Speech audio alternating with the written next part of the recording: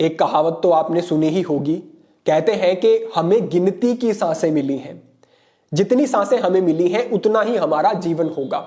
यहां पर आप इस प्रकार समझें कि गिनती की सांसें जो मिली हैं, अगर इन्हें व्यक्ति कम समय में पूरा कर लेता है तो उसकी आयु कम हो जाएगी, और अगर वो अपनी सांसों को धीमा कर लेता है, गहरा कर लेता है, तो उसकी उम्र अधिक हो जाएगी। और केवल उम्र ही नहीं, उसका पूर्ण स्वास्थ्य अच्छा रहेगा, ऊर्जावान रहेगा व्यक्ति।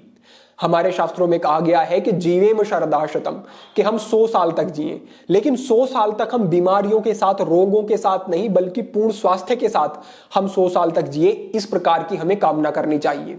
आप देखें, ऐसे उदाहरण मिलते हैं जैसे महामुनि गर्ग और जैसे परशुराम। इन्होंने अपनी आयु को बहुत अधिक बढ़ा लिया, बहुत लंबे समय तक इनका जीवन काल रहा। कहीं ना कहीं इसके पीछे ये प्राण का विज्ञान ही था। अगर आप इस प्राण के विज्ञान को समझ लेते हैं, सांस लेने के तरीके को सुधार लेते हैं, तो आप अपनी आयु को बढ़ा सकते हैं, आप अपने आप को स्वस्थ और ऊर्जावान रख सकते हैं। तो सबसे पहली बात हमारी यह हुई कि श्वासों की गति को ठीक करके आप आयु को बढ़ा सकते हैं। दूसरे विषय पर आप समझें कि जो आपकी सांसें हैं, ये आपके मन, आपके विचारों और दिमाग से सीधे तौर पर संबंधित है।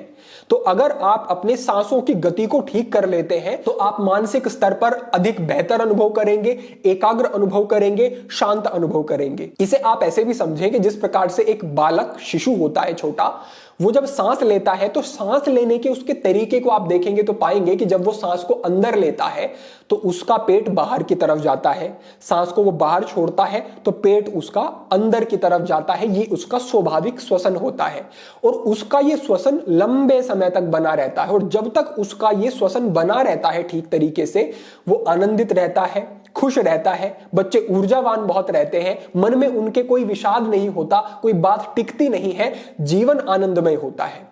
लेकिन जैसे जैसे धीरे धीरे गलत जीवन शैली के कारण और इन सिद्धांतों को ना समझने के कारण श्वासों की जो गड़बड़ी है वो होनी शुरू हो जाती है, वैसे ही चिंता, तनाव, अनेक प्रकार की बीमारियां, थका हुआ अनुभव करना और आयु का जो प्रभाव है वो अधिक दिखाई देना शुरू हो जाता है। साथ ही साथ हमारे योगिक सिद्धांतों में यह भी बताया गया है कि जब आप सांस को अंदर लेते हैं और आपने सांस को गहरा नहीं लिया, तो सांस आपके हृदय चक्र तक जाती है और हृदय चक्र से वो वापस हो जाती है। लेकिन जब आप सांस को गहरा लेते हैं तो सांस आपके मणिपुर चक्र तक जाती है। मणिपुर चक्र आपका नाभि चक्र होता है, और सांस जब आपकी मणिपुर चक्र तक पहुंचती है तो मणिपुर चक्र में 72,000 नाड़ियों का केंद्र होता है।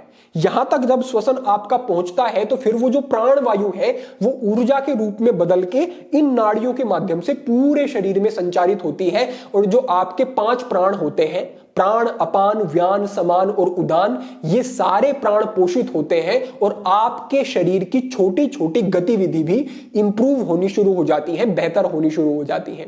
तो आपको करना क्या है? सांस लंबी लेनी है। करना क्या है? सांस गहरी लेनी है। सांस लंबी आप लेते हैं तो आयु पर प्रभाव, सांस मणिपुर चक्र पर जाती है तो आप समझें कि आप मानसिक तल पर स्वस्थ रहते हैं और आपके जो प्राण है 5 शरीर में वो ठीक प्रकार से कार्य करते हैं। तो यहां पर हम 2 विधियों को समझेंगे।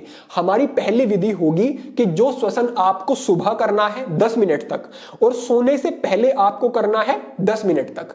इस प्रकार का श्वसन करके आप सोते हैं तो कुछ ही दिन के अभ्यास में आप पाएंगे कि आपकी नींद जो है वो बेहतर होनी शुरू हो गई है पहले से। तो सबसे पहले आप समझें कि जो सुबह आपको अभ्यास करना है वो कैसे करना है। सबसे पहले महत्वपूर्ण बात जो है वो ये है कि आपकी इस श्वसन में कमर सीधी रहनी चाहिए। कारण क्या है? अगर आप अपनी कमर को मोड़ लेते हैं तो जैसे जैसे आप कमर को मोड़ेंगे आपके पेट के ऊपर एक दबाव आना शुरू हो जाएगा। दबाव कहां आएगा? आपके नाभि से नीचे के क्षेत्र में आएगा, और हमें प्राण को कहां पहुंचाना है? नाभि में पहुंचाना है। तो अगर कमर सीधी नहीं है तो समझे कि इस अभ्यास से आपको वो लाभ नहीं मिल पाएंगे। कमर को सीधा करने के लिए आपको जो आसन का प्रयोग करना है वो है पद्मासन।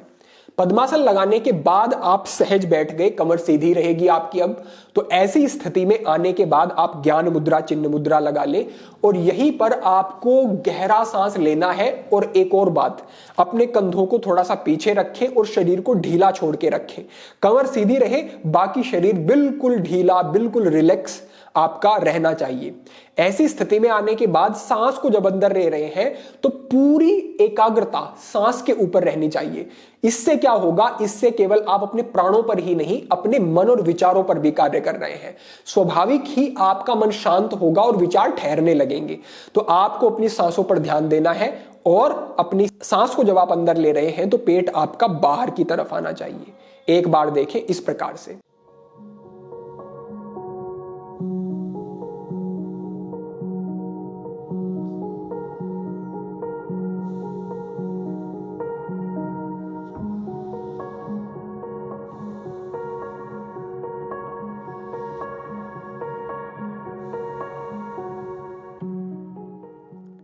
आपको इस प्रकार से ये हाथ यहां पर रखने की आवश्यकता नहीं है। आप अपने दोनों हाथ ज्ञान मुद्रा में ही रखें। ये हमने मात्र आपको बताया कि सांस अंदर जा रही है तो पेट आपका बाहर की तरफ आएगा। इस प्रकार के श्वसन को सांसों के ऊपर सजगता रखते हुए आपको 10 मिनट करना है सुबह के समय। और जो आपको सोने से पहले अभ्यास करना है वो आपको लेट के करना है, वो भी देख ले किस प्रकार। तो इस अभ्यास के लिए आप इस प्रकार लेट जाएंगे, अपनी हथेलियों को ऊपर की तरफ रखेंगे, शरीर को बिल्कुल शिथिल कर देंगे, बिल्कुल ढीला छोड़ देंगे। पैरों को आप बगल में इस प्रकार पैर जाते हैं तो उनको जाने दें। बिल्कुल आप सीधा लेटे, शांत स्थान पर लेटे। उसके बाद आपको गहरा श्वसन करना है, उदरगत श्वसन करना है। एक और बात का ध्यान रखें कि आप गद्दे पर नहीं लेटेंगे, क्योंकि आप बेड पर लेटते हैं या चारपाई पर लेटते हैं तो शरीर सीधा नहीं रहेगा। तो आपको मैट लगाकर भूमि पर ही ये अभ्यास करना है। यहां आने के बाद आपको गहरा सांस अंदर लेना है तो पेट आपका बाहर की तरफ जाएगा। देखें।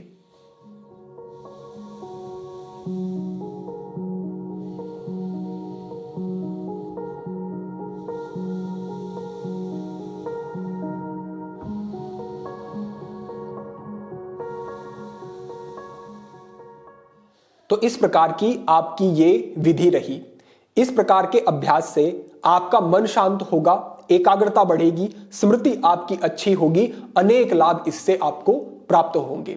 इससे आगे बढ़ते हुए जो हमारा दूसरा अभ्यास है उसके विषय में हमारे योगिक सिद्धांतों में कहा गया है कि अगर आप अपनी सांस को अंदर लेते हैं, अंदर रोक लेते हैं, या फिर सांस को बाहर छोड़ के बाहर रोक लेते हैं, तो जब आपके शरीर में जो प्राण वायु है उसका स्तर कम होता है तो आपके जो विचार हैं वो रुक जाते हैं।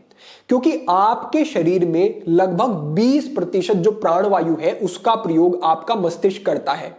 और जब आपको प्राण वायु मिलनी बंद हो जाती है तो सबसे पहले जो प्रभावित होता है वो आपका मस्तिष्क ही प्रभावित होता है। तो जब आप कुंभक का अभ्यास करते हैं, सांस को रोक देते हैं, तो मस्तिष्क जो अति सक्रिय हो गया है, चंचलता बढ़ गई है मस्तिष्क की, वो चंचलता कम होनी शुरू हो जाती है।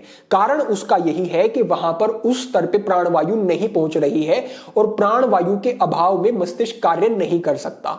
इससे कोई किसी प्रकार की हानि नहीं, लाभ ही लाभ है। थोड़े समय तक आप जब इस प्रकार से रोकते हैं और जब आपको असहज लगता है अब आप नहीं रोक सकते, तब आप सांस को लेते हैं तो जो प्राण वायु आपने अब ली है वो भी अधिक मात्रा में मस्तिष्क में पहुंचती है और ये आपके लिए अच्छा कार्य करता है। तो जो ये कुंभक का अभ्यास है, थोड़े समय के लिए प्राणवायु का अभाव मस्तिष्क की ओर होता है और विचार ठहरने शुरू हो जाते हैं। इस अभ्यास को जब आप 3 बार 4 बार 5 बार करते हैं तो इतना अभ्यास करने के बाद मस्तिष्क आपका उस वृत्ति में चला जाता है जहां पर अति सक्रियता नहीं। फिर आप अपने मस्तिष्क को मनचाही दिशा में मोड़ सकते हैं। यह अभ्यास तब भी आपके लिए कार्य कर सकता है जब आपको बहुत ज्यादा क्रोध आ रहा है, बहुत ज्यादा कामोत्तेजक विचार आ रहे हैं, बहुत ज्यादा नेगेटिव आपको विचार आ रहे हैं, एक ही विचार बार बार आपको आ रहा है, पीछा नहीं छोड़ रहा है। यानी कि मानसिक समस्याओं से बाहर आने के लिए भी यह अभ्यास आपके लिए कार्य कर सकता है। यहां पर पहले हम कुंभक का अभ्यास करेंगे और उसके बाद हम अभ्यास करेंगे योग मुद्रासन का अभ्यास। योग मुद्रासन में जब आप जाएंगे कुंभक के बाद तो आपकी स्पाइन ज्यादा स्ट्रेच होगी और प्राण वायु का संचार आपकी दिमाग की तरफ नाड़ियों के माध्यम से तेजी से होगा। तो सबसे पहले आप समझे कि आप पद्मासन लगा करके कमर सीधी करके बैठ जाते हैं। पद्मासन नहीं लगता है तो आप सिद्धासन में बैठे। सिद्धासन भी नहीं होता है तो आप एक ब्लॉक ले ले, ब्लॉक को अपने नितंब के नीचे रखें, उसके ऊपर बैठ जाएं और उस स्थिति में आप ये अभ्यास कर सकते हैं। तो आप समझे कि सांस को पहले आपने पूरा अंदर लिया और अंदर ही रोका। हम कुछ समय रोक करके बताते हैं।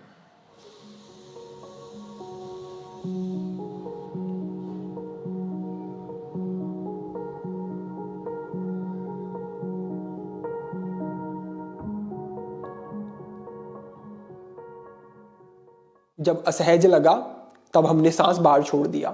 ये हमने बहुत थोड़ी अवधि तक बताया है मात्र। ये आपको इतना बढ़ाना है कि आप अगर आज 1 मिनट तक या फिर आप 40 सेकंड तक रोक पा रहे हैं तो आप धीरे धीरे 50 सेकंड पर जाएं। उसके बाद आप धीरे धीरे 1 मिनट पर जाएं और धीरे धीरे आप 1 मिनट से भी अधिक समय तक अपने सांस को रोकने में सक्षम हो जाएंगे।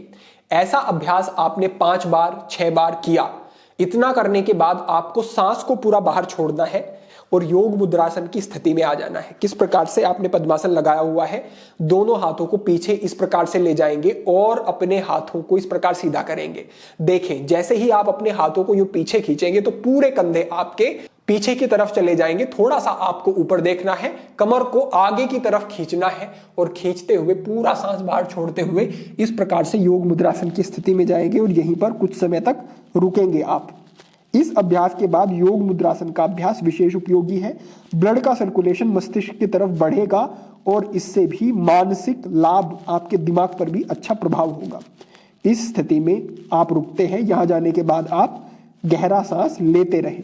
उसके बाद कुछ समय रुकने के बाद सांस को बढ़ते हुए आप वापस आएंगे और फिर आप सहज कुछ समय तक सामान्य सांस लेंगे, जो हमने उदरगत श्वसन आपको पहले बताया है।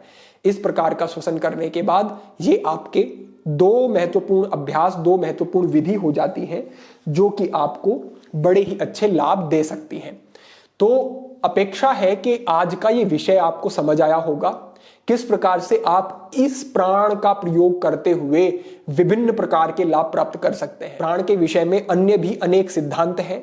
अगर आपकी जिज्ञासा होगी तो आप कमेंट के माध्यम से साझा करें कि और आप इस विषय पर जानना चाहते हैं, तो हम और अन्य सिद्धांत और कैसे प्राणवायु का प्रयोग करके आप अपने आप को स्वस्थ, ऊर्जावान और बेहतर बनाए रख सकते हैं, इस विषय पर चर्चा भविष्य में भी करते रहेंगे। अपेक्षा है जानकारी ठीक से समझ आई होगी। प्रयोग करें और लाभ उठाएं। आज के लिए इतना ही। सभी के लिए प्रार्थना, सभी के लिए मंगल कामना। ओम नमः शिवाय।